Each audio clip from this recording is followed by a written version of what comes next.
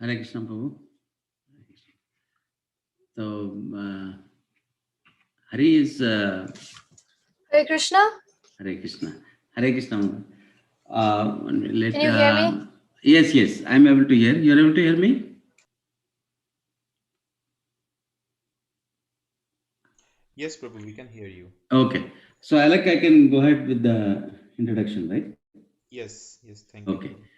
Thank you so much. I see a few devotees in Zoom, and welcome to Sravanam Saturday.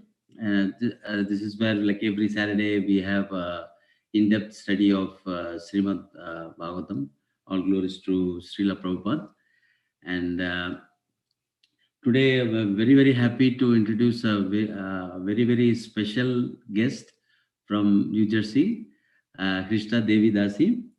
And for a change, since I'm not qualified to speak about her, so I will request His Grace Patita Pavan Prabhu, Gaurahari Prabhu to make the introduction.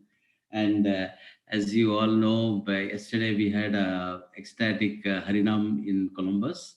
Thanks to Patita Pavan Prabhu, who is traveling from New Jersey. You can go ahead, Patita Pavan Prabhu, with the introduction. Hare Krishna. Prabhu, you are on mute, I think. Hare Krishna. Yeah. Thank you, Prabhu. We are able to hear now. Yeah. Okay, you can hear me now? Hare Krishna? Yes, Prabhu. We are able to hear. So, I've been requested to introduce Hrsta Devi Dasi. I'm born and raised in New Jersey, so I'm very proud to have such a wonderful Vaishnavi as Hrsta Devi Dasi in my state. She's been in the movement since the age of 3. She was initiated at the age of 12, and she has completed the Bhakti Shastri. She memorized the entire Bhagavad Gita by the age of 12 and the first 3 cantos of the Bhagavatam. She regularly gives the Sunday feast class at CNJ, which is ISKCON of Central New Jersey in South Plainfield, just 10 minutes from Edison, New Jersey. She's homeschooled by her wonderful parents, Srimati Devi Dasi and Bhadra Prabhu, both of whom I know.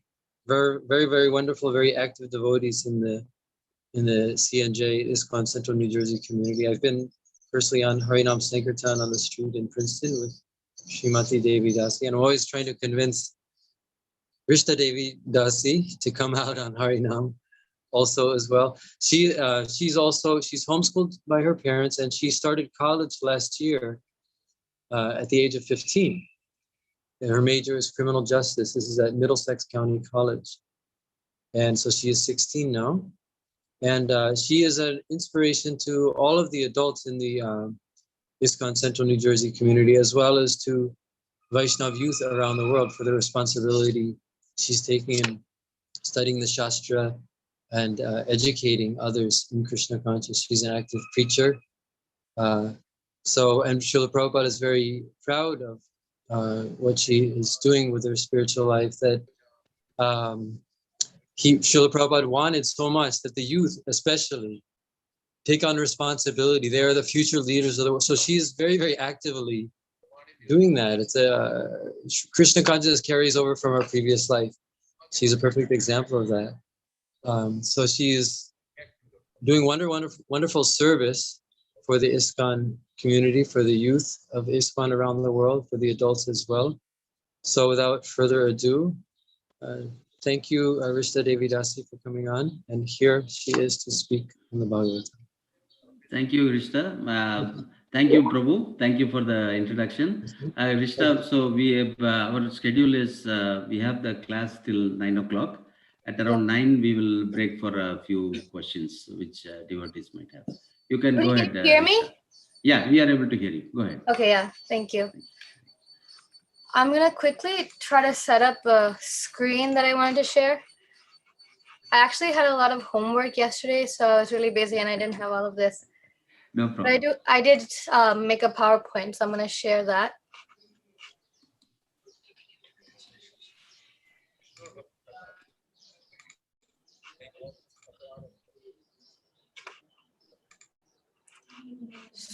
Can you see the screen? Yes. Okay. So this is the right verse, right? 1.7.27 to 28. Yes. So Hare Krishna. Thank you, Prabhu, for a wonderful introduction. I'm really happy and honored to be with all of you. I mean, there's so many exalted devotees here. I really didn't know that it would have been anybody else than youth, but are there any youth in this call? Yes, there are a few of us. Yes. Hari is there, then Alec Prabhu is there. Okay, so welcome everyone. Since I don't know any of you except Ramesh Prabhu and Patita Pavan Prabhu, it'd be nice if you could mute and then give me some introduction about yourself, just so I can relate better. Give some happiness, but it can give so much pain. so many organs of the body can fail. Even if one tries to separate a word So you want some introduction, Hrsta? Yes, Prabhu. Yeah. So, Hari, if you can unmute, and or Alec Prabhu, if you can unmute, give a small introduction, that would be great. Sure, Prabhu. Hare Krishna. My name is Alec, and yeah, I have been in Columbus congregation for a few years now, and I'm excited to hear today's class from you. Thank you, Prabhu. Hare Krishna. Hare Krishna. Hare Krishna to all the devotees. My name is Hari, and I'm 21 years old, and I've lived in Columbus for most of my life, and I'm currently located in Brooklyn, New York. I'm staying in the Brahmachari ashram here, so really excited to hear the Srimad Bhagavatam, and very happy to see that you've taken a good charge. Hare Krishna. Thank you, Prabhu. It's so nice that you're in the Brahmachari ashram. We don't have many people like that. Anyone else? I mean, it'd be fine. I mean, anyone other than youth could tell me about themselves too. Hare Krishna. Hi, I'm Shrista. Hare I am Alex's wife. Uh-huh. And we engage here in youth events, especially on the OSU, Ohio State University campus. So I'm very happy that you're inspiring some of the youth members that have joined here with your presence as well as your class today. So I'm very excited to hear. And there are some more youth people who have joined, and so I'm sure they can also introduce themselves. Yeah. Thank you. So like Madhuri said, if there's any other youth who just joined, you could please introduce yourselves.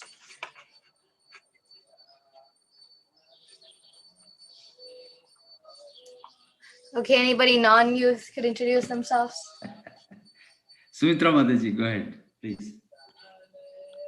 Hare Krishna, Hrsta. My name is Sumitra. Unlike Hari, I'm not going to say my age, except that I'm in middle age and a mother of two, and I'm a physician. I work at Ohio State. I'm really inspired by your commitment to a very heavy topic, criminal justice and reform, looking at the foundational best way of transforming hearts and minds. So really looking forward to hearing your lecture. Thank you, Mataji. Yeah, I mean, it's a really nice subject. If you like criminal justice, it's a good thing to do. It's very different. Anyone else? My name is Naveen Krishnadas. I live in Columbus for almost 24 years. I'm trying to serve in Columbus community. So I'm really excited. I'm also kind of a youth. So Prabhu, that's why the name Naveen is there, right? So yeah, that's right. Yeah, that's true. At heart, I'm always 16 to 18.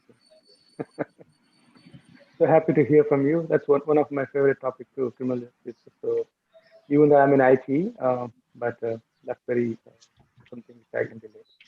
So looking forward for you. I heard your credentials is so nice. So engage. It's a lot of inspiration, not only for youth, for everybody. So really appreciate that. Hare Krishna. I'm Preeti. I live in Columbus, and I'm a physician. I would like to feel like a youth, but you know what? I have two girls at home, 12 and 9. So even if they're not attending this class, you will reach to them. They'll get to hear about you a lot today. So thank you for doing this class and inspiring us and our kids.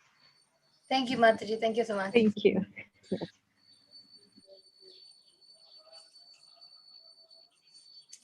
Anyone else?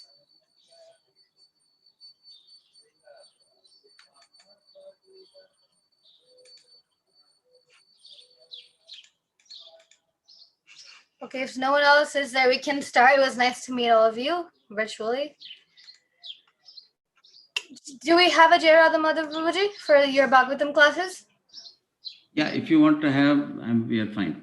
Okay, but no, usually do you have? Yeah, they sing for a couple of minutes. Yes. Yeah. Okay. Yeah. Sure, please.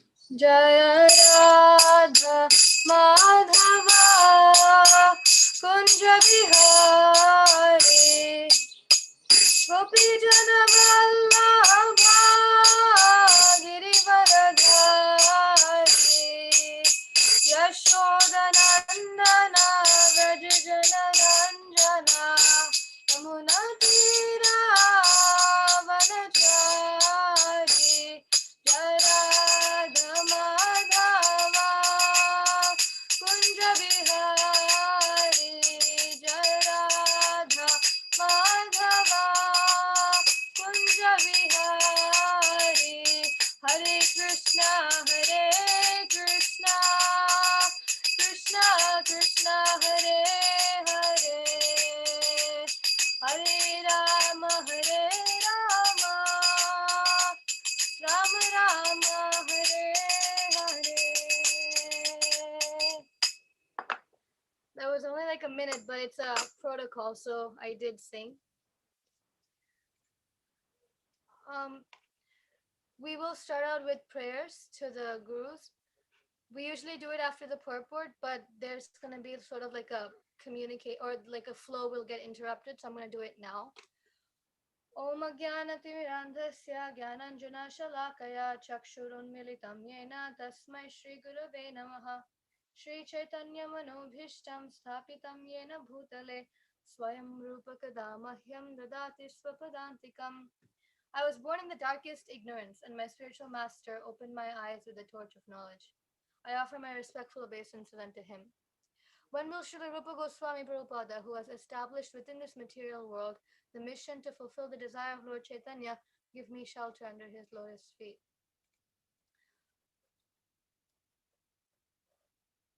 Om Namo Bhagavate Vasudevaya.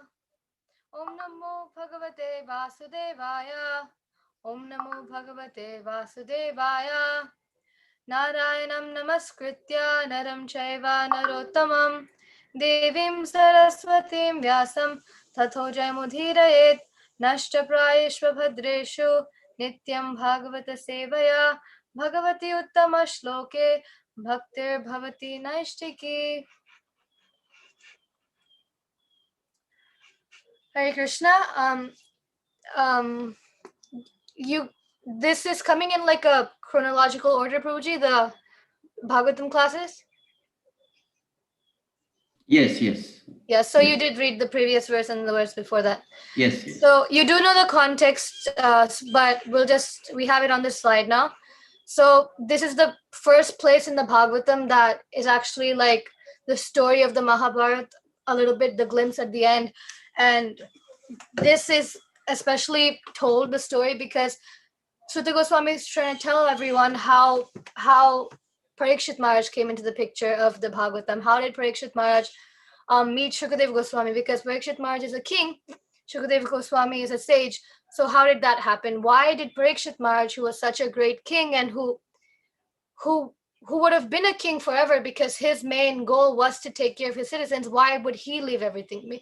He wasn't a king to enjoy things. He was a king so he could take care of his citizens. So why did he leave everything and come like this? So Suta Goswami is explaining the Mahabharata part from the very end of the Mahabharata after the whole Kurukshetra battle is over, and this is just Ashwadhama and Arjuna. So when Ashwadhama killed Draupadi's sons, Draupadi was crying, the Pandavas were angry, and Arjuna and Krishna ran after Ashwadhama.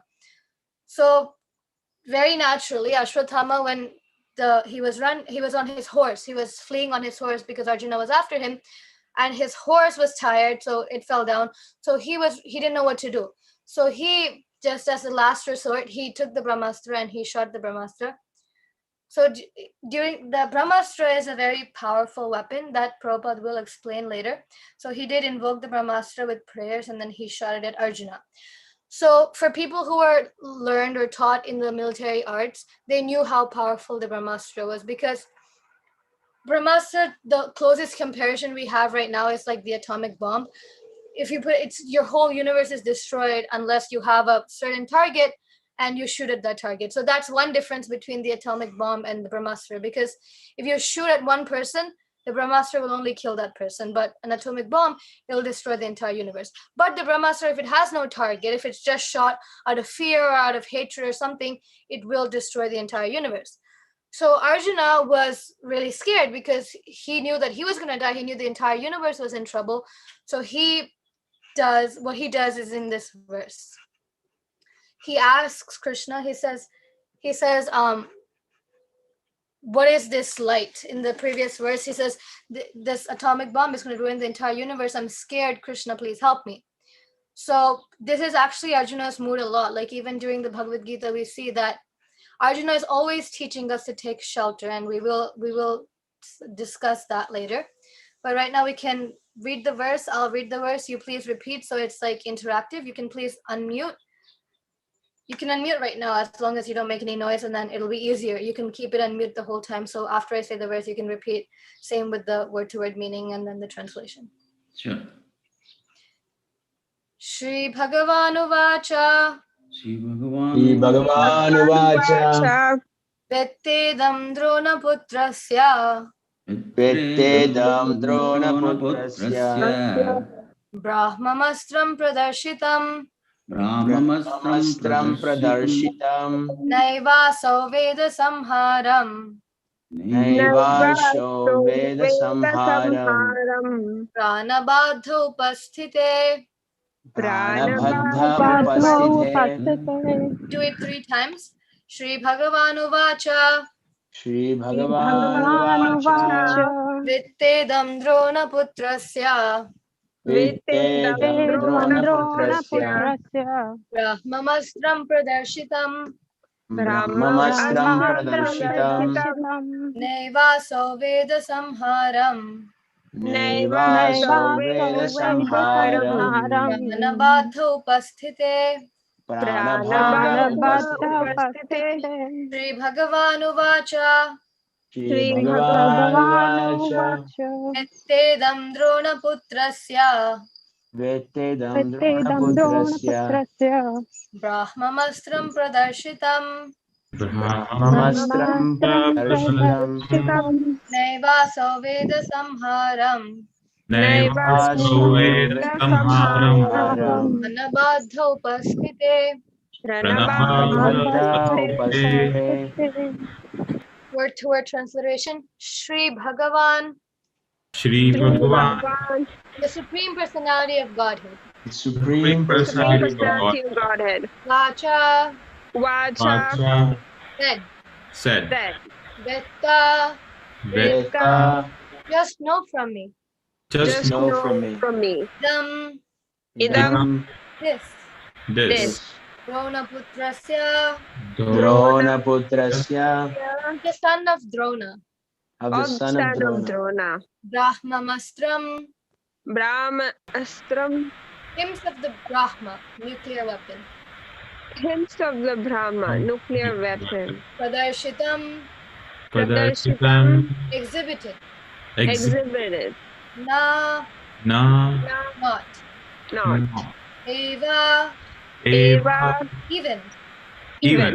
Asau. He. Veda. Know it. Saṁhāraṁ. Retraction. prāṇa-bādhe. Extinction of life. Extinction of life. upasthite. Being imminent. Translation. The Supreme Personality of Godhead said, "Know from me that this is the act of the son of Drona. He has thrown the hymns of nuclear energy, Brahmastra, and he does not know how to retract the glare. He has helplessly done this, being afraid of imminent death." Please repeat after me. The Supreme Personality of Godhead said, The Supreme Personality of Godhead said, "Know from me that this is the act the son of Drona. of the son of Drona. He has thrown the hymns He has thrown the hymns of nuclear energy, of nuclear energy, Brahmastra, Brahmastra, and he does not know And he does not know how to retract the glare. how to retract the glare. He has helplessly done this, He has helplessly done this, being afraid of imminent death. being afraid of imminent death. Purport by His Divine Grace, A.C. Bhaktivedanta Swami Srila Prabhupada, Srila Prabhupada Ki Jai. The Brahmastra is similar to the modern nuclear weapon manipulated by atomic energy. The atomic energy works wholly on total combustibility, and so the Brahmastra also acts. It creates an intolerable heat similar to atomic radiation, but the difference is that the atomic bomb is a gross type of nuclear weapon, whereas the Brahmastra is a subtle type of weapon produced by chanting hymns. It is a different science, and in the days gone by, such science was cultivated in the land of Bharatavarsha. The subtle science of chanting hymns is also material, but it has yet to be known by the modern material scientists. Subtle material science is not spiritual, but it has a direct relationship with the spiritual method, which is still subtler. A chanter of hymns knew how to apply the weapon as well as how to retract it. That was perfect knowledge. But the son of Dronacharya, who made use of this subtle science, did not know how to retract. He applied it, being afraid of his imminent death, and thus the practice was not only improper, but also irreligious. As the son of a Brahmana, he should not have made so many mistakes, and for such gross negligence of duty, he was to be punished by the Lord himself. So, currently we don't have abilities like that. We don't have knowledge like that. And this is one of the reasons. We have in the Kali Yuga, we do have 4 defects. And one of them is imperfect senses. And the second is a cheating propensity. So if we have this type of ability to like invoke weapons and like destroy the entire universe, we will definitely misuse it because we have imperfect senses. We can forget things. So he knew how to shoot it, and maybe he did learn how to retract it as well, but he might have forgot. And Ashwadhama, since the beginning, was a very hasty learner. It was his father was Dronacharya, so he did learn very naturally, but it wasn't like the submissive mode. It wasn't, I want to learn so that I can use it for a particular purpose. He did not have a goal when he was learning about the Brahmastra, about any weapon. He was, my father is a teacher of all the Kshatriyas. Ashwatthama was a Brahmana. So it wasn't because he was the son of a Brahmana, it wasn't necessary for him to know about all of these weapons, how to use the weapons, unless he would have wanted to teach other Kshatriyas. But Ashwatthama, disregarding his Varna and Ashrama, which was a Brahmana and Brahmachari, he did learn all of this. He was very, very, I guess he had a lot of zeal. You can't call it inquisitiveness because that usually has a very good connotation. He was very hasty. He just wanted to learn it. He didn't know what he wanted to do with it because he's a Brahmana. He can't fight, or he shouldn't fight at least. And his father wasn't so willing to teach him either. He was just learning it when his father was teaching other people. So that's why he made this mistake, and he will be punished for this. And this is one of the reasons he's punished. One, because of course he killed Draupadi's children. And Srila Prabhupada says the second is because he had a power that he wasn't supposed to have. So he was, of course, just like Ekalavya. This is sort of maybe out of context, but it is the Mahabharata. Some people, or most people, do have a very good, Ekalavya, such a good person. He gave his finger for his guru, but it's not. Guru Maharaj says, Rampad Maharaj, and also Srila Prabhupada says that Ekalavya said yes when his guru said no. So Ekalavya went to Dronacharya, said, can I learn? And Dronacharya said, no, you're not a Kshatriya, because he was from a tribal area. And since your type of mentality is, whoever I favor, I'll go onto their side. So it's not, there's good somewhere, I'm going to go onto good side. It's, if I favor someone, if they're bad, they're good, I'll go. So Dronacharya told Ekalavya, you have a lot of potential. If I give you this type of knowledge, very, very powerful knowledge, you will end up being on the bad side somehow or other, and you will use it against the good side. So you have a very fickle mentality. You don't know what you're doing. And that's very natural for your Varna Ashrama. You're not a Brahmana, you're not a Kshatriya, you're sort of Shudra level. So you don't know why you're doing what you're doing. So I cannot give you this teachings about warfare. And Ekalavya, which this is the part where there's a lot of good connotation. It's supposed to be bad. So usually it's portrayed as, oh, even though his guru said no, he had so much faith and love that he went and learned in front of his guru's statue. But that's wrong. His guru said no. That's the point. His guru said no, but he still did it. If he was a good disciple, or at least a good aspiring disciple, if his guru said no, he would not have done it anyway. So same thing with Ashwatthama. Later, Ekalavya, that's the reason Dronacharya took out his thumb finger. It wasn't, oh, let me see if you have love for me. It was, oh my God, you learned it when I said no, but I'm not going to just sit there and say, yeah, he learned it, so what can I do? I will try to take that skill away from you. So he did take off his thumb finger, which is the main way that you shoot arrows. So Ekalavya could not fight anymore. Similarly, Ashwatthama, it wasn't his dharma translated literally as nature. It wasn't his nature. He was a brahmana, but he did learn all of these archery and the astras and shastras and everything. So it wasn't meant for him. So naturally, very, very obviously, he did make a mistake somewhere. And this mistake could have ended the entire universe. So Arjuna is really afraid because Arjuna is a kshatriya. So he knows way more about the effect of these astras than Ashwatthama does. So Ashwatthama is just like, oh, okay, I'm getting hurt. So we can be like that sometimes. We're just like, if something's happening to me, I don't care about the whole world. Like we're the center of the universe or something. The world will run without us, but we go into the mode where, okay, if something happening to me, so let me just come with like a gun and just randomly shoot.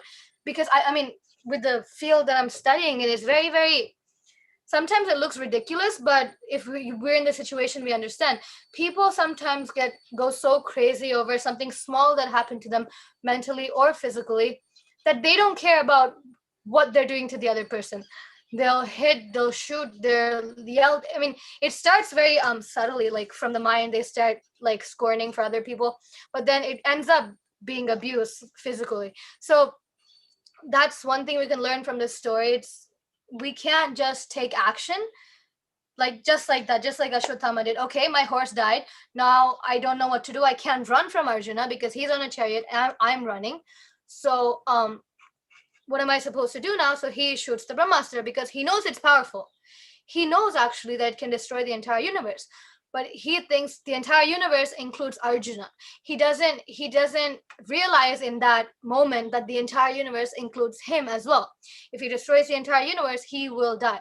So we do stuff like that. Sometimes we take actions that just create really bad effects for us. Because I mean, there's a lot of people who do something because they're angry at their children. No, they're angry at their children or they're angry at their parents. And they do something like they try. I mean, very, very, very gross example is I did study a case where the child mixed poison into the parents' coffee. And the child thought that, hey, okay, fine, they're going to die, I'll be happy. But then the crime did come out. We're not living in a place where everyone's eyes are closed. The crime did come out. The kid now is in lifetime sentence. So this is what we try to do. We think something we can do to another person, it ends up backfiring. Maybe the other person will get hurt, but we will also get hurt. So one thing we learned from Ashwatthama right now is don't do stuff like that. I mean, it's very natural. We feel like defending. And this is the whole Krishna conscious movement. There are 4 things: eating, sleeping, mating, defending, that we all do. Animals do, we do. But what makes us different from animals is we have higher intelligence. We do have more facility because of that higher intelligence. Animals sleep on the ground. We sleep in a nice house. So that's the only difference.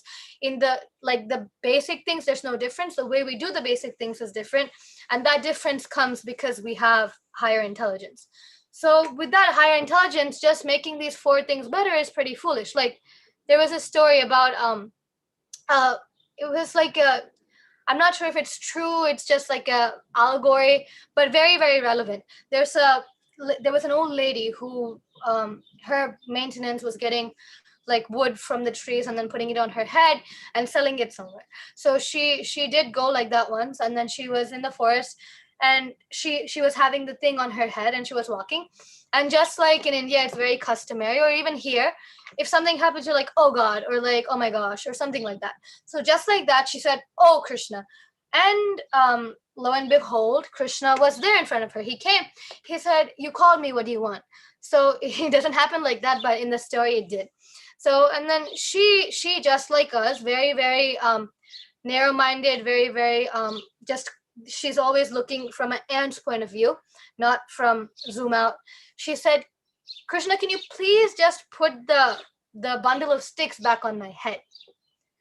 So she has the Supreme Personality of Godhead in front of her. She knows it's the Supreme Personality of Godhead, but she's so, I guess, just confined to her surroundings that she said that just put this back. She could have said, she could have at least said, make me rich, if not just let me get out of this material world, but she didn't. So we're like that. With all of this higher intelligence and higher consciousness that we've been provided, we try to make the four things that all animals do, all humans do better, which is a little foolish. Of course, we have to do them. It's not become a devotee and let go of eating, sleeping. It's, you do that, but you do that for something else, for something higher.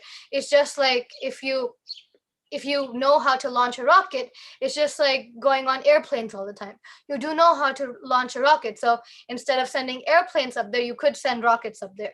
So it goes faster. There's way more benefits if you launch a rocket than if you go on an airplane. So similarly, we're given this human body. It's a very rare human body, doesn't come again and again. It's very rare cases where you get a human body after you get a human body. So suppose you're a devotee. Krishna says that in the Bhagavad Gita. He says that yoga prashta vijayate. If you are a yoga prashta, which means you did have some pious credits in devotional service in your previous life, then, but you didn't finish, then you will be in a devotee family or in a rich family, both cases where you won't have to worry too much about sustenance and you could focus on devotional service. So that's a very rare case. Usually you won't get a human body after a human body. It's animals, then human, then if you don't do it, you go back down to animals, those 8.4 million species. It takes a long time. So, all of us were so lucky. Sometimes I do think about the fact that I'm a human. So I'm very lucky. It's just like you won the lottery. If you're going to misuse the lottery, I do know people. I know one person, like personally, but there are many cases where the person was a garbage collector. He won the lottery by chance. Then he spent it on all sorts of illicit things. And then he came down and now he's a garbage collector again. So you get some luck or fortune or good karma, something happens. And then if you misuse it, you're back down again. So this is exactly how this species thing works. It's sort of like evolution. This like Charles Darwin evolution thing is all bogus, but it's an evolution in species. You go from the lowest species up to the highest. They say the cow is the last animal you'll be before you become a human, because cows are very like motherly, pious animals. So to even become a cow that we of course don't want to be, we have to cross through so many species. So we don't want to do that again. So we're in the human life now. So let's just get out of this ashwatthama mentality. Just everything revolves around me. And if something happens to these four things, if my life is in danger or something, I'm going to forget everything else and just like try to harm the other person. Or usually it happens for eating, sleeping, mating, defending. People will go to any extent. They forget about everything, just like Ashwatthama. It's very, very relatable if we see. So the next verse is, please repeat after me. Na hyasyanyatamam kinchit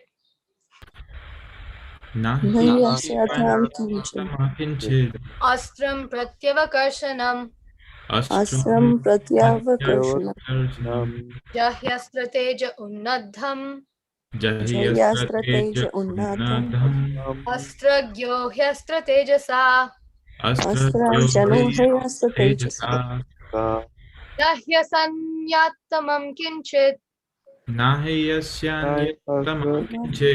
astram pratyavakarshanam Astram pratyavakarshanam jahyastrateja unnadham Jahyastrateja unnadham astragyo hyastratejasa Astrajno hyastratejasa Nahyasyanyatamam kinchit Nayasyantamam kinchit astram pratyavakarshanam astraṁ pratyavakarsanam Jahyastrateja unnadham jayasrateja unnadam astragyo hyastratejasa asrognohe astratejasa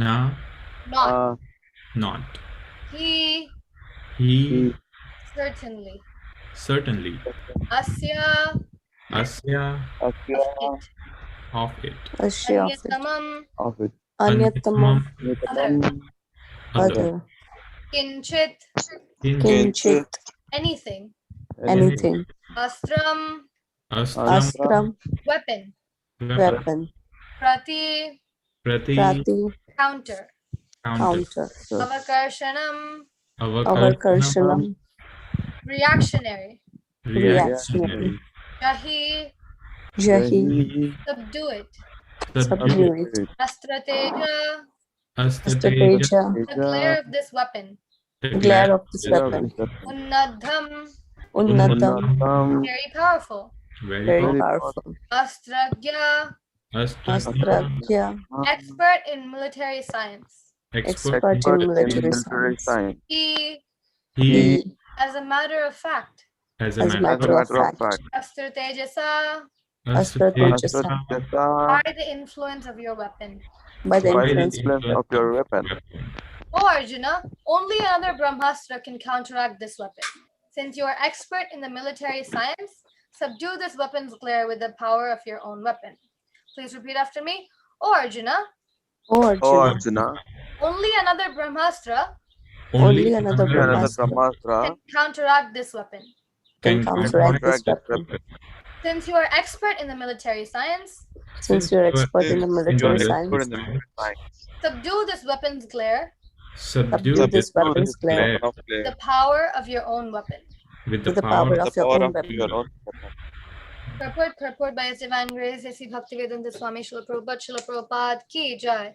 For Jai. the atomic bombs, there is no counter weapon to neutralize the effects.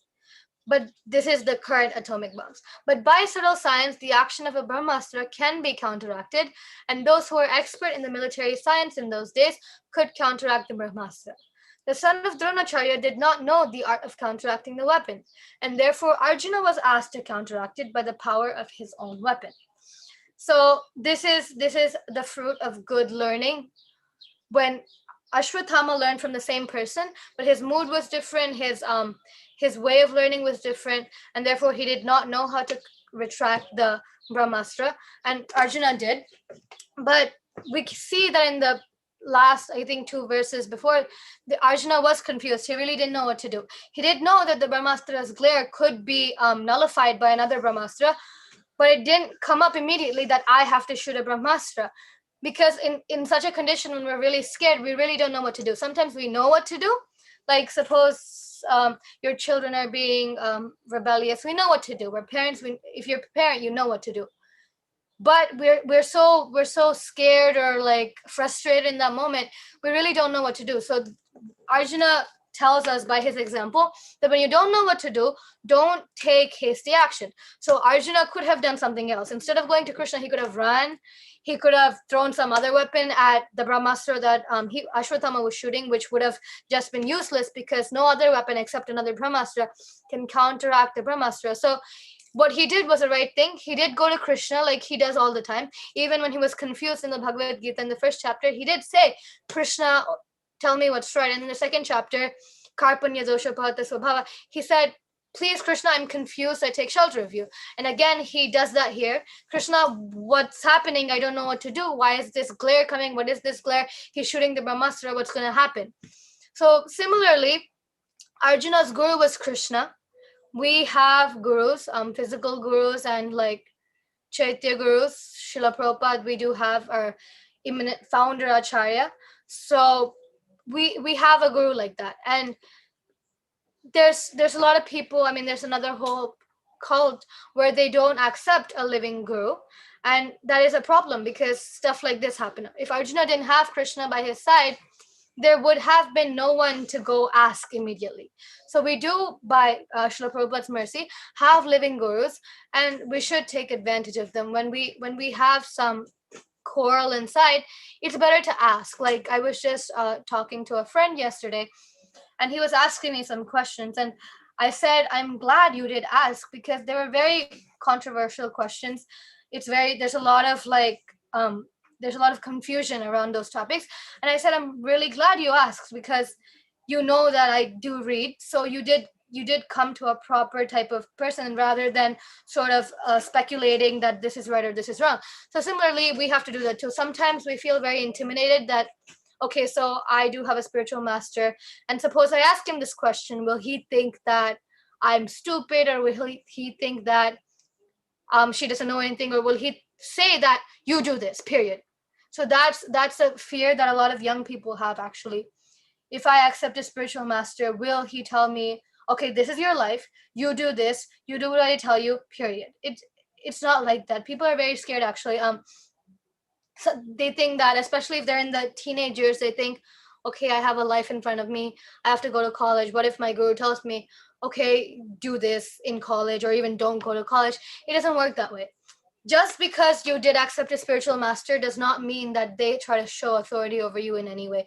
When I was studying college, it was all from my side. Guru Maharaj never asked me what I was doing, and I first wanted to do psychology. Then I said, Guru Maharaj, I want to do psychology. I have zero idea what's in psychology. I find it fascinating to study how brain works. So, and I do have a further goal of wanting to preach to some people in my psychology profession. So according to my goals, I asked him, do you think it'll be a good major to choose? And Guru Maharaj said, if you want to do psychology, do psychology. He said, according to what you explained, that what your goals are, he said, I took psychology at some point in high school.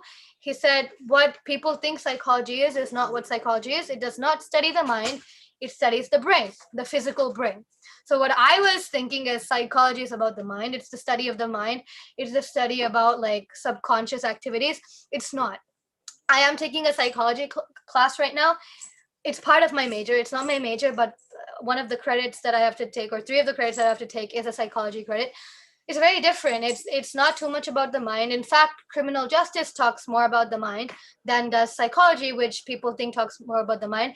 So when I told Guru Maharaj that, he said, if you want to do it, but I'm just telling you that if that is your goal, not you have this goal and you do this major, if this is your goal, which you told me, then don't do psychology, do something else, because this is not what you'll find in psychology. You'll be disappointed.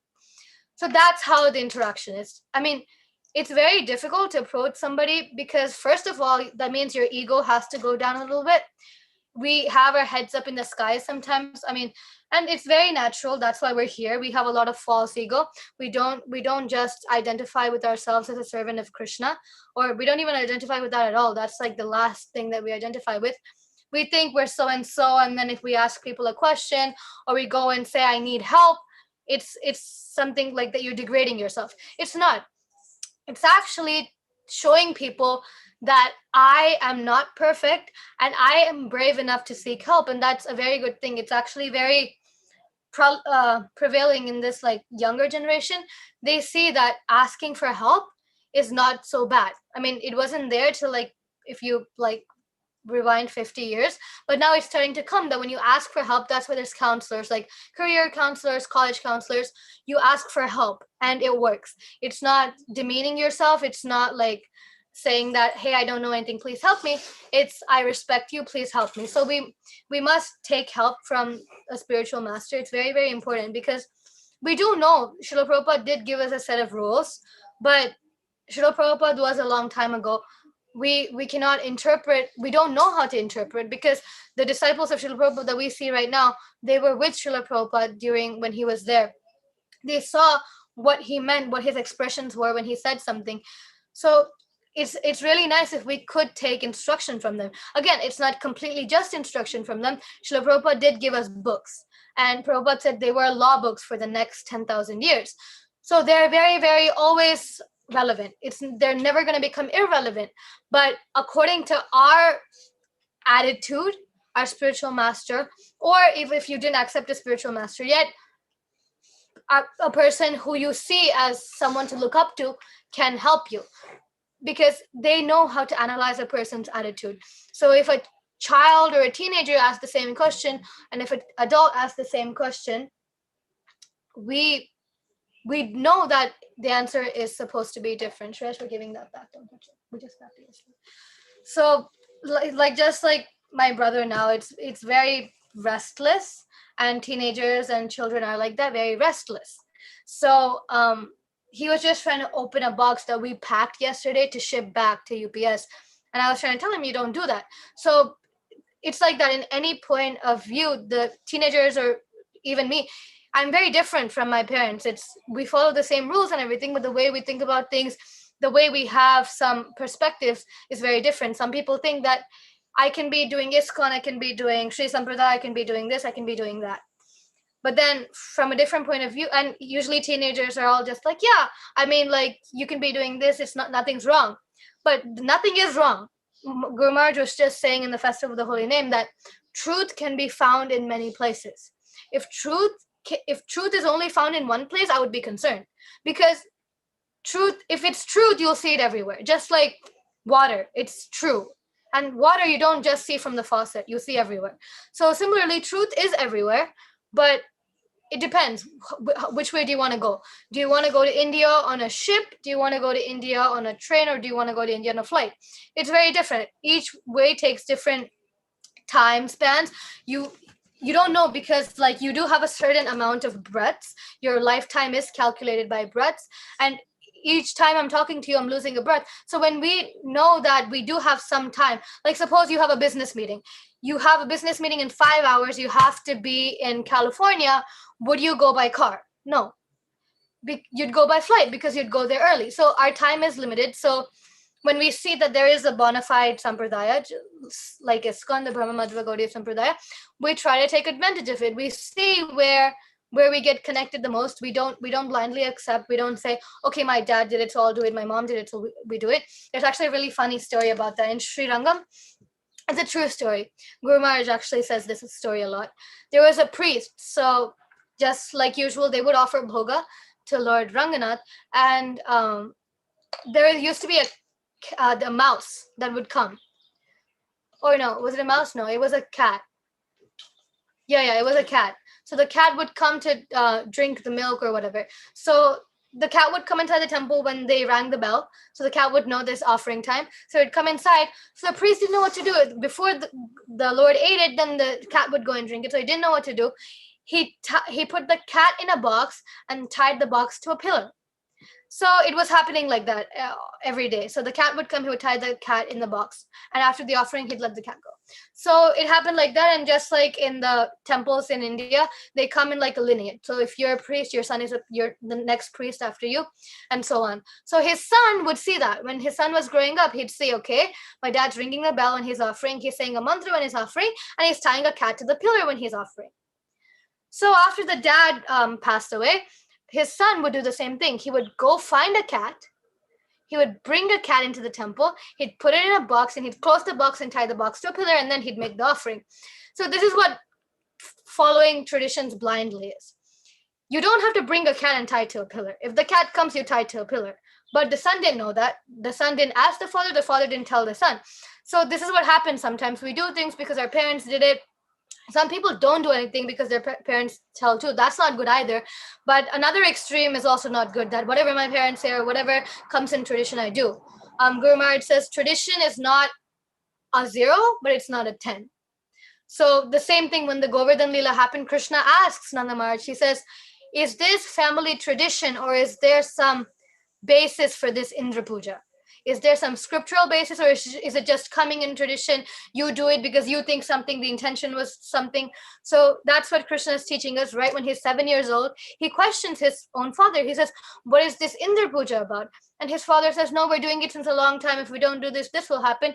And Krishna says, no, unless it's in the scriptures and unless you know a proper reason why you're doing it, not if we don't worship, Indra won't give us rain, then you do it. You don't just do it like that, and you don't do something especially because it's just tradition.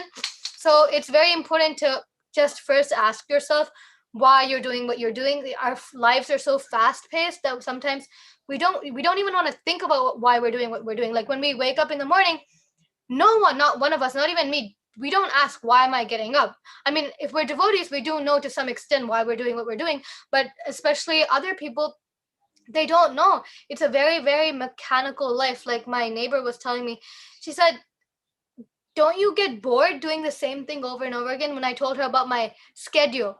So when they said, I mean, yeah, if you get bored, there's just like getting bored if you would eat and sleep. Do you get bored by eating and sleeping? No, because you know that eating and sleeping is very, very useful, and not only useful, but it's mandatory, it's vital. If you do not have eating and sleeping, you will not survive. So similarly, this devotional service process, it might seem mechanical, it might seem very monotonous, and it is pretty mechanical. Like I, at my stage, don't have the raganuga bhakti. I don't have spontaneous love. It's called Vaidhi Bhakti. We're doing it. There's rules and we follow the rules. It's just like if you go onto the street, there are rules. Some people say, oh, if I follow rules, my freedom is being curtailed. Even in my ethics class just yesterday, my professor was sending me, we were like on the Zoom class, and then he was saying, this is called realistic ethics. People think that there are no ethics. Whatever I think is ethics. Some people think stealing is okay and that's okay. And there's no set facts about what ethics is. And the professor says, that's all dumb. How can there be no ethics? There are some foundational ethics. They can change, but there are some ethics that are there everywhere. No lying, that's an ethic. No killing people, that's an ethic. So he said, these are not curtailing your freedom, they're giving you more freedom. If everybody in the world were lying, what would happen to the world? The world couldn't sustain. Everybody would be lying. You don't know who's telling the truth. No ethics, no sustenance, no freedom. So similarly, just if we accept a spiritual master, if we follow these rules and regulations, when the scriptures tell us that chanting the holy name is the only way to go back to Godhead, and when the scriptures tell us tadvidi pradipatena, go accept a spiritual master, inquire from him submissively, it's not curtailing our freedom. It's not putting us on a leash. It's extending our leash. We're already on a leash. We can never be absolutely free. We are controlled by the material nature. I mean, I was always in that mood too. Like, I mean, especially if we grow up in a place like America, it's very hard to understand that our freedom is limited, because there's so much facility, there's so much freedom, that we forget the fact that we are being watched over, not only by the government, not only by the country, but by the Supreme Personality of Godhead, by the material energy. So we do forget that, but it started hitting me again after I started taking my major. Actually, it was very helpful, because we see that every move of yours is known to the government. If it would want to track you, some governments do that. In China, they do that. In America, they don't do that because it's sort of a democracy, so they try to respect that privacy. But they do know. They do know everything you're doing. At any point of time, they could take you from 100 and put you at a 0, or take you from a 0 and put you at 100. So we are all just puppets in the hands of the government. Even if we look at it in the grossest sense, the government has the ability to do anything and everything to us. So we are not free at all. So Prabhupada says so many times, if we hear Prabhupada lectures, we know this is a very redundant or repetitive statement. He says, we're serving anyway. We're serving all the time. We're serving ourselves, we're serving our children, we're serving our family, we're serving the government, we're serving our boss.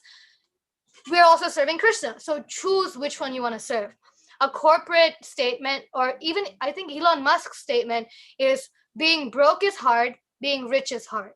Being poor is hard. I mean, yeah, same thing. Being ugly is hard, being beautiful is hard. Being smart is hard, being stupid is hard. Choose your hard. So it's very hard to be poor. I mean, there's a lot of things, it's very difficult. But it's also hard to be rich because you have to do so many things. So choose your difficult. So similarly, you're serving anyway. There's no, oh no, I'm not going to serve anyone. You're serving. Choose who you want to serve. If you serve your boss, if you serve your manager, if you serve this body, which is going to go, what are you getting? You're not getting anything in the long term. Maybe at this 100 years max, you're going to get some happiness, some sort of sense pleasure.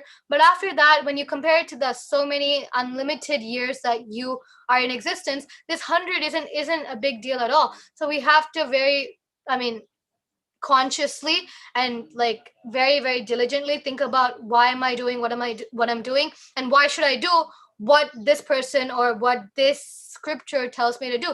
Because especially for the chanting part, it's very clearly given in the scriptures that this is the way you're going to go back to Godhead in Kali Yuga. And most of you know this, all of you know this, so I'm not going to explain too much on this. I actually see that in all of my classes, I do sort of repeat this point, the chanting part. So like, I want to take a little break now. Chanting is very important, but accepting a spiritual master in relevance to these two verses is extremely important, because you can chant, you can even read. I mean, reading and chanting are two tracks of a train. You can't have one with the other. You're not going to chant properly if you don't read. You're not going to read properly if you don't chant. So both of them need to go hand in hand. But even if you have both, it's very difficult to understand both of them if you don't have a spiritual master. So get a spiritual master. It doesn't have to be, we're not pressuring anyone to get initiated. It's nice. Even if they don't know, you have some type of connection with them. You don't have to be a disciple. I have a friend who wanted to get initiated by Bhakti Char Maharaj, but he passed away. So she does have my spiritual master, Rompad Maharaj, as a Siksha Guru. And that's perfectly fine. You don't have to get like Diksha initiation from the person to accept guidance. It's just understanding that there's some authority. Like we go to a DMV for our driver's license matters. We don't know, they know. They have authority, we don't have authority. Even if you know, you can't do anything because you don't have authority. So similarly, even if you know the knowledge of the entire scripture, you know why you have to chant, you chant perfectly, it's better to have a living guru and to be well versed in what Srila Prabhupada gave us, so we know exactly why we're doing what we're doing. If we don't know why we're doing what we're doing, we end up trying to destroy the universe like Ashwatthama. So here we learn stuff from Ashwatthama and Arjuna, and of course Krishna teaches us how a spiritual master would give us guidance, because Krishna, not one place in the Bhagavad Gita did he tell Arjuna to do something when Arjuna did not ask. Am I right? And even at the end, he said, after the whole thing, after Arjuna said, I am your disciple, so period, you can do anything with me, Krishna said, in my opinion, this is my opinion, Arjuna, do whatever you want to do. So that's exactly how it works when it comes to a spiritual master. I know there are some youth here, so especially in our generation, we have some type of hesitance to accept an authority, and that's perfectly normal. But I was just, in this lecture, I wanted to convey that it's very useful, very vital to have a spiritual master, because so many things that we're confused about is cleared when we do have a spiritual master, and we know what we're doing with our life. We know why we're doing what we're doing, because I mean, a lot of us, if we're very young, we are sort of like grown up with Krishna consciousness, and we're like, oh yeah, we know, and like we do it very, very like mechanically, or we don't do it at all. So when we understand, because you're not going to be kids forever, like we're going to grow up at some point, and the parents won't be with you all the time. And for you to know what you have to do with your life, or should you continue these practices in your life, you have to know the why behind the what. So yeah, thank you so much. I think I'm just on time. So if anybody has any questions or comments, I'd be glad. And also I have this quote at the end by Bhaktivinoda Thakur. If one sincerely takes shelter of the holy names of Krishna by chanting Hare Krishna, he will achieve spiritual perfection within the compass of his normal daily activities. So this is a thing that hits hard for most of us. For us practicing Krishna consciousness, for people who want to come to Krishna consciousness, do I have to give up what I'm doing to become a devotee? No. If one takes shelter of the holy names of Krishna, he will achieve spiritual perfection within the compass of his normal daily activities. Bhaktivinoda Thakur was a judge. So he wasn't a normal position. He was a law enforcement officer. He had jurisdiction over a lot of people. He was a father to 10 kids. He wrote so many books. He was a complete family man, but he was a pure devotee because he did everything what he did for Krishna. He took sincere shelter of the holy name. He was very, very keen to read Chaitanya Mahaprabhu's instructions. So similarly, we, in whatever varnashrama we're in, if we're a child, we're a student, we're a married person, we're working, it doesn't matter. We just do everything what we're doing for Krishna. Not just like many people think, oh, if I'm working and they say do it for Krishna, means I just go donate my whole salary. No, that's not what it means. Krishna doesn't want your salary. Krishna wants your time. The time can come along with salary. That's perfectly fine, because if you're trying to build a temple, it does require Lakshmi, but it does require your time. So just surrendering your work to Krishna doesn't mean giving all of your money to Krishna. It means when you have children who you're trying to take care of, Even if no monetary amount goes towards the temple, try to raise your children in Krishna consciousness. That's 1, 2, or 3 or 4 souls that are coming to Krishna. And Krishna likes that more than millions of dollars. That's exactly what Krishna wants. He wants souls to come back to him. And when you earn money, whatever, to take care of your children, to give them the facility to understand Krishna consciousness and give them the facility to fulfill their psychophysical nature so they don't feel sort of like confined because we're in Krishna consciousness, then Krishna will be really, really happy. That's what it means to dedicate your activities to Krishna. If you're a student, you get a degree, you get a good job, ultimately so that you can serve Krishna with whatever life you have forward. So it doesn't mean very gross stuff like giving your money to Krishna or just taking your degree and then you become a lawyer and you fight for temples. No, it's not like that. It goes in a very long term. So it's like this for this, this for this, this for this. There is an ending somewhere ultimately for the happiness of Krishna, but it doesn't end very, very abruptly. Like, okay, I get a job, I do it for Krishna and I give all the money to Krishna. It's not like that. If you have kids, if you have a family, you take care of the family. That's what Krishna wants. Krishna doesn't want you to give all of your money to him. You take care of that family, so they become instruments in spreading Chaitanya Mahaprabhu's movement. That's what dedicating your life to Krishna means. So thank you. I'm over by 2 minutes, but questions, comments? Thank you, Hrsta. Alec Prabhu, you want to take over the Q&A moderation? Go ahead, please. Yes, sure, Prabhu. So Shrestha has raised her hand. You can go ahead and ask a question. Hare Krishna. Hare Krishna. Thank you so much for that very, very inspiring class. It's very inspiring to see the youth. I mean, where you have reached and at such a young age. It's very inspiring for all of us. So I had one question regarding initiation or finding the spiritual master. Could you tell me how you found out your Guru Maharaj is the one for you for your Diksha?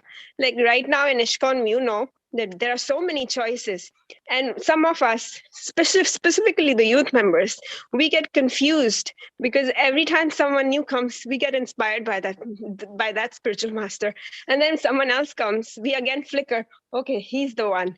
So how do we know that this is my spiritual master for Diksha? I know there is a concept of Siksha Guru, of course, that we can take as many Siksha Gurus as possible. But when it comes to Diksha Guru, how do we know? How did you come to know that your Guru Maharaj is your Guru Maharaj for Diksha? So yeah, my parents did come into ISKCON when I was 4 years old. So at that point, I knew zero. I didn't know anything. It was just like my family was doing it, so I was doing it, just like I was doing everything else that my family was doing. So, and then after that, at age 8, my dad started homeschooling me. So that's when I had so much time with me. And I did do my own research through the books and everything about what ISKCON is. So at that point, I was, from my own brain, very, very glad that I was following this and very determined that I will stay with this my entire life. But regarding the spiritual master, my parents are initiated by Prabhupada Maharaj, so it came very naturally. So some people have an aversion to that, like they're like, oh, if your parents are initiated by that person, you shouldn't just go and get initiated by that person. It's not like that. My parents do a lot of things that I don't have an inclination towards. It's just, I did spend most of the time, more than with any guru, with Prabhupada Maharaj. And I am a teenager, and I did have some natures that I didn't want them to be shut down.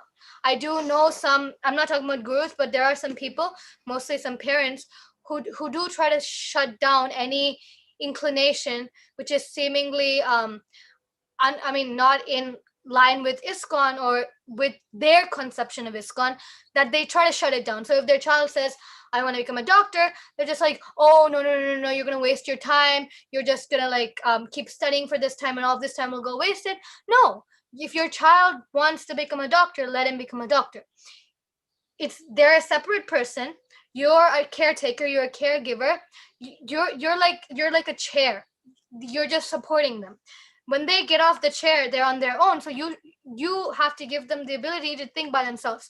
If you keep shutting them down, they're not going to know how to think by themselves. So when I was hearing Guru Maharaj, and he was always like that. It was never shut down people's natures and then tell them to do like a box thing. It wasn't take a square and put it into a circle. It was take the square and find a square and put the square into the square. Because we're all different people.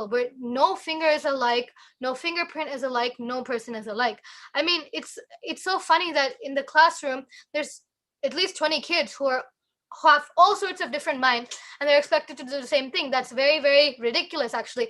You can't expect so many different people with so many different natures to do the same thing. And that's why actually I was homeschooled for my middle school, high school, and part of elementary school, because I did go to school till 3rd grade, and then I was taken out by my parents. And then I did start going to college, because in college there's no take a square, put it into a circle. You have a lot of choices. Whatever you want to do, you do. So that's, I mean, what I liked about Guru Maharaj, not exactly at the time I was initiated, because at that time all I knew was I like what he's saying. I like the way he's saying what he's saying. And it's also like, my parents are connected to him. I'm connected to my parents. So there is already a connection.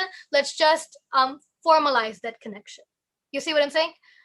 So it was just like that during that time. But now when I look back, I'm just trying to, like, every time I hear Guru Maharaj's lecture, I just feel very fortunate, because I feel like if I was with anybody else in that disciple relationship, there would have been strain on my part. I mean, they're pure devotees, so they would have been very compassionate.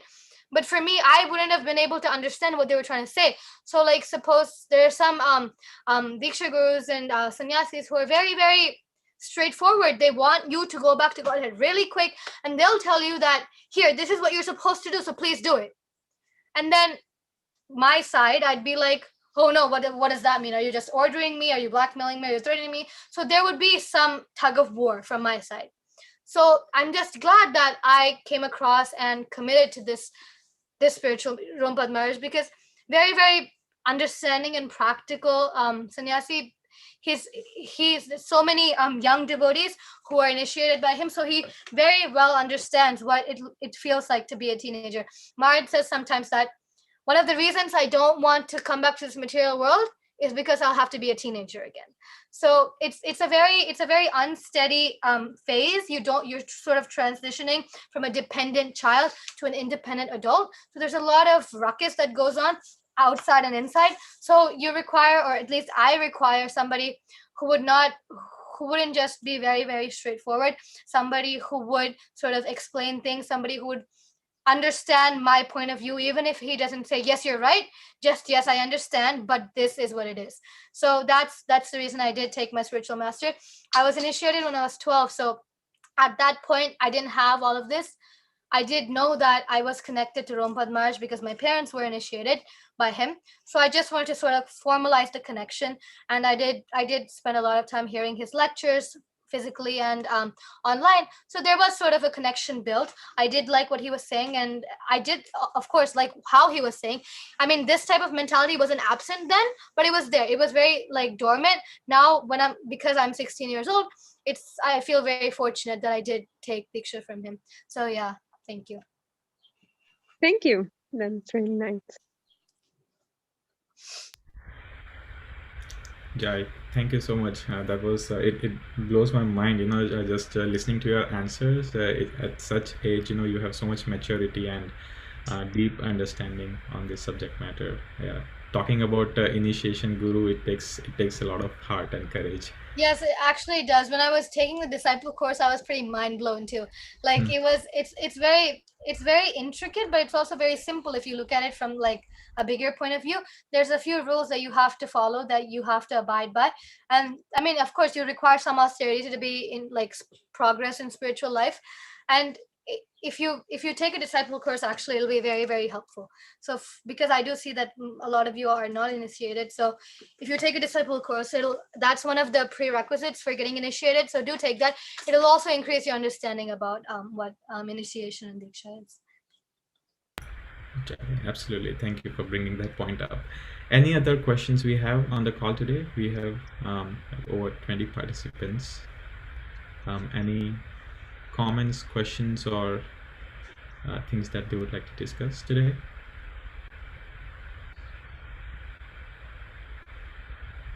Okay, we have one question from Ujjwal Nitai Prabhu. Ujjwalita Prabhu, please unmute yourself and you can Tell ask. me something a pastime of Bhaktivinoda Thakur in Golden Dream.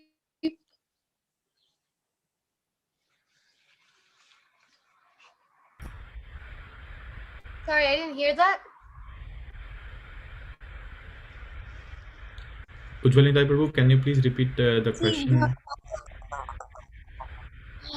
Can you tell me some pastime of Bhaktivinoda Thakur in Golden Dream?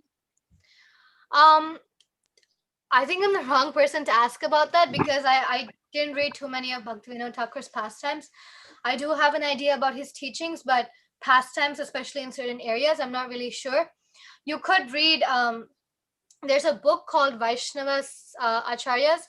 You could read that. That's a very good, very helpful area. Or you could even just Google it. You'll find something. Chaitanya Charitamrita is a good place to start.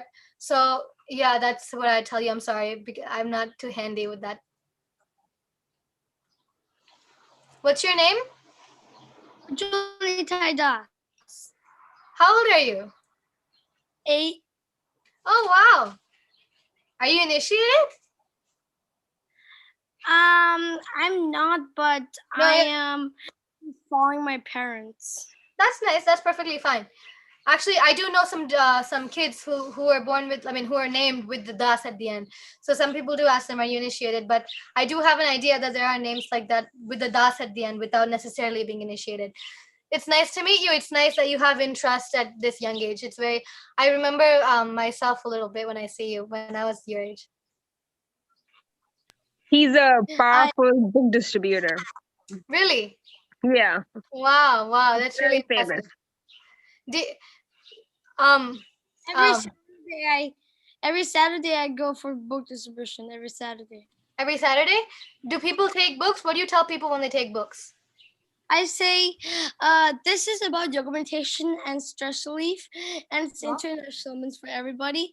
Mahatma Gandhi, Rudolph Waldo Emerson, Henry David Thoreau, they all love this book. So if you want, you can take this book and give some donation. That's Wow, you memorized the whole thing. That's so nice. It's I like the stress relief part. We need that a lot in this world, especially. People will do anything for stress relief. Yeah, and I gave to one neighbor, and that neighbor said, "Oh yeah, let me get my donation." And at the time before he said that, one old man was at his house, and he said, "I have dressed me," and he gave a toy $5.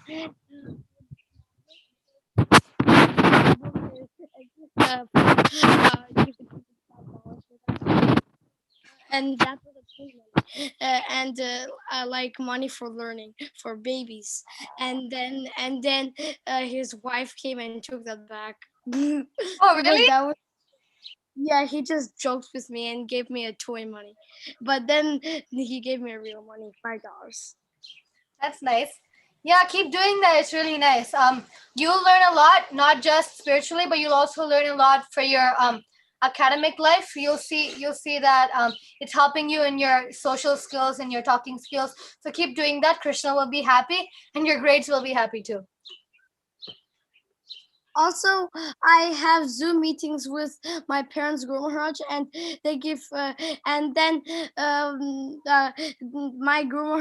my parents, Guru Maharaj, give Chaitanya Charamrita class every day, and every Sunday it's USA turn. All the USA devotees come on Zoom, and they can offer the prasadam to Guru Maharaj on Zoom, not personally. So and then my mother cooks something quickly, or if she had no time, she just takes some fruits, and then we join in the Zoom class. And then when the Zoom visits start, first they do all the birthdays, and then all the home visits come, and then they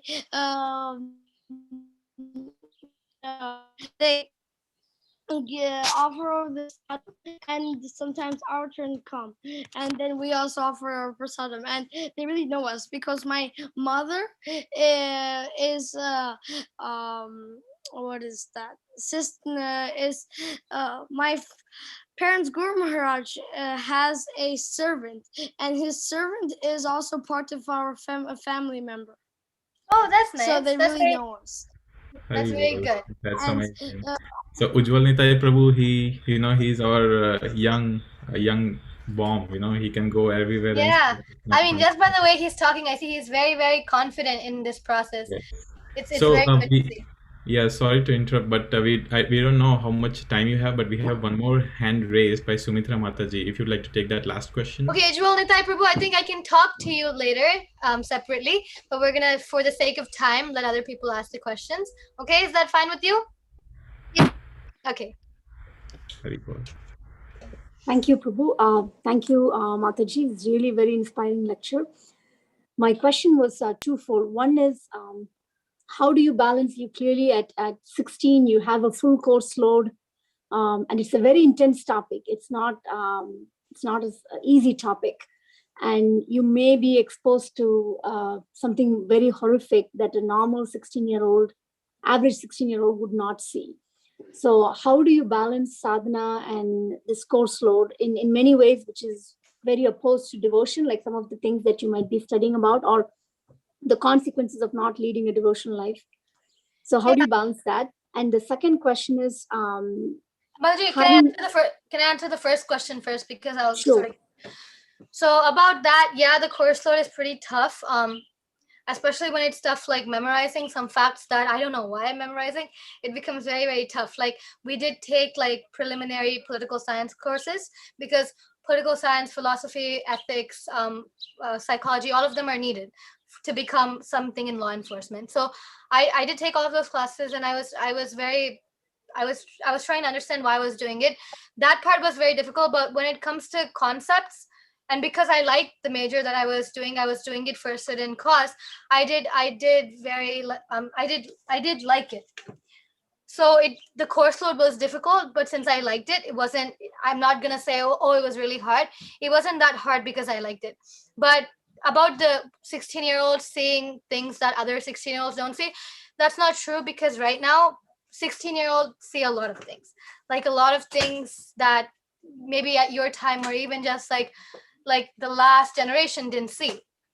So that's not much of a surprise, because even if you don't take that course, you do come across. It depends how you come across, because you could learn about how to have a child. You could learn in the proper way. You could learn from your friends. So there's a difference. Like you will see violence. If you go play a video game, you'll see violence. If you take a criminal justice class, you will see violence. But you're looking at the violence from a how do I stop that violence point of view, and I have authority, I can stop the violence point of view. If you're seeing it somewhere else, you're just like, oh my god, you're either scared or you feel like committing violence. So both are wrong. If you see it from like a hey, I'm trying to solve this problem point of view, it's very good. Similar with the procreation area. Some people are very scared to talk to their children about it. Your children will know. They will know no matter what. Don't be scared. Don't try avoiding the topic. I hear this a lot when they say, oh, I really want to teach my kids Bhagavatam, but there's a lot of topics like this. And I'm just like, do you think they're not gonna learn it if you don't tell them, or you try to avoid it because it's in the Bhagavatam? They're gonna learn it anyway. In 5th grade, when they're 10 years old, they teach them in school. So I mean, you could wait for that and then just let school teach it, or you could sure. You could start reading Bhagavatam with them. You will come across stuff like this, and you could teach them this from a mature point of view. So from the Bhagavatam, this is a yagya that's meant for begetting children. In outside, it's just something you do for fun. So it's different. How do I manage the sadhana in the school? I don't spend too much time for school, maybe 3 hours every day. So I do have a lot of time for sadhana. Sadhana became very, very normal for me, at least the chanting part. It just happens. It's just like part of my life. Even if I wake up late sometimes, I try to do my chanting just like I eat, I chant. So, I mean, I've never felt really that, okay, I don't want to chant. Sometimes if I'm a little lazy, I do 8, and then if I can't focus anymore, I take a break and do 8 more. So I don't want the rest of the 8 to just become like half-minded. But I've never felt that it was hard to chant my rounds, especially because it's so normal now. And at some point I was chanting a lot of rounds. So it just became very, very easy, because when I was spending 6 hours a day chanting, spending 1.5 isn't so hard anymore. Wonderful, wonderful. Are you ready for the second Yeah. question? Okay. So when I look at any university, like initial courses that are required to take in the first year, I see like Eastern literature, that philosophy, this philosophy.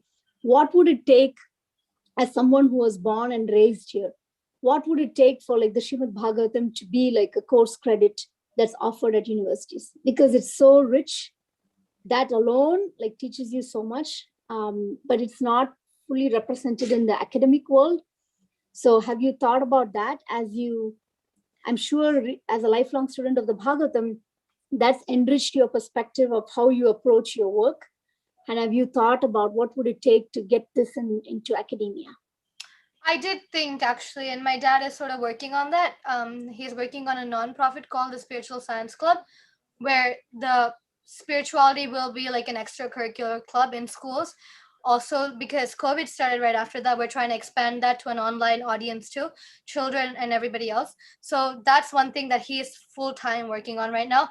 But I did think about that. It requires a very well-off academically person who has grown up with this, and there requires some sort of an issue. The education system has to notice that there is a problem, and they have to seek help. There are systems doing this. They did see that there was no moral values in students, so they did introduce value education. That didn't work out so well. We really can't go and say, hey, I'm a nobody from nowhere, but I want to come and add something in your education system. It has to come from there. So sometimes we just ruin the way we're going by trying to get our head into stuff like this. We need some sort. We could go, but then we can't push. It has to come from the other side. But no, you can ask my dad is doing something about that though. It's not going to become like a course, but it's going to be a club, just like they have like some sort of extracurricular clubs. It's just like that. There's a God, there's spirituality. You're a soul, you're not the body, but no Krishna or Jesus, or not specific. Very just not vague either. There's a God, you're not the body, you're the soul. So we're trying to start off with that and see where it goes. But to make it a subject, it's going to take a while. But I do know that if you study in religious studies, or particularly Hinduism studies in Oxford or any other college, they do have Mahabharata as one of the study materials. Like they have some other Greek scriptures, like they do have some parts of the Bible too. They do have Mahabharata. They don't have Bhagavatam, and it would be wonderful. But now when we see it here, not just a mandatory course, but if you take a religious course, it's much easier to introduce Bhagavatam into a religious major as opposed to like a normal English math requirement. So yeah, that's very possible actually, if you want to go do something in the religious area, because Bhagavatam and Mahabharata are very similar, so they wouldn't have a problem. If they had Mahabharata, they could have Bhagavatam. Wonderful, thank you. Yeah. Wonderful. So we have, looks like Sukhdevananda Prabhu also wants to ask a question. Is that okay with you? We can stop after this, or if you have to go, we can take this question offline. We want to be respectful of your time as well as everyone on the call. Is that okay? Oh, me? Yes. Oh yes, yeah, that's fine. I thought more. you were asking someone else. Okay, so Sukhdevananda Prabhu, please go ahead and ask the question. Hare Krishna Mataji, thank you very much for the class, and unfortunately I was not able to hear fully as things happen sometimes. But I do want to, I caught the wind of what you talked about Ashwatthama, and that's a fascinating subject based on other lectures I've heard before. But one of the things you talked about is the Ashwatthama mentality, yes. Right? So, and you talked about how, we should not be acting immaturely and reacting and responding to things randomly like he did. But it's, it's very common in this world that unfair things are done to you, and you have to react or respond sometimes, but at the same time we have to be wise. So how do you interpret that from a scriptural guidance? And I'm sorry if it is a heavily loaded question. Oh, no, Prabhuji, not at all. Thank you for the question. I saw that you were using respond and react interchangeably. They're two opposite things. Reacting to a situation can be a fly walks into your room and you're like, oh my God, there's a fly, there's a fly. Responding could be taking a swat and then like swatting it away. So reacting and responding are two different things. We ideally should respond. We should not react. And sometimes if we react like that, we can cause other problems over the problem we already have. So definitely we shouldn't react like the way I just showed you, but we could respond. And of course, stuff do need our response all the time. Like, especially if you're living in like US or in a place where it's very civilized, you do need response. So I'm saying this, I'm not saying that don't live civilized. I mean, I'm just saying it like don't not live civilized. You need to respond. Don't ever think that you shouldn't respond to something. If you're a father, you have to respond to your children. If your children are not devotees, still you have to respond to your children because you're their father. From the scriptural point of view, the you have to respond doesn't change, but how you have to respond does change. So it varies from scenario to scenario, but we do have the benchmark as the scripture. So when there in the scripture, there's so many, it's not exactly case studies, but there are scenarios, there are answers to every question. There's a chapter that says Bhagavatam is the answer to all questions. So if you read properly, along with that, when you read the purports are extremely important. It's not just the translations. Read the purports, try to understand not just how can this help me, but what is the author trying to say?